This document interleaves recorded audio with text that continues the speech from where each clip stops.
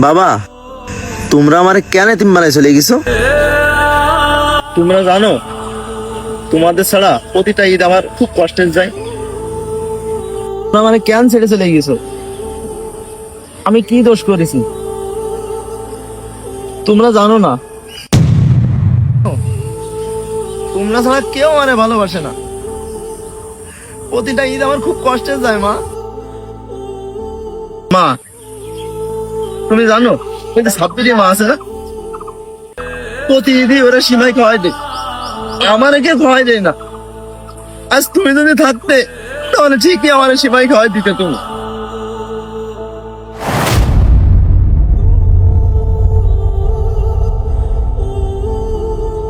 মা,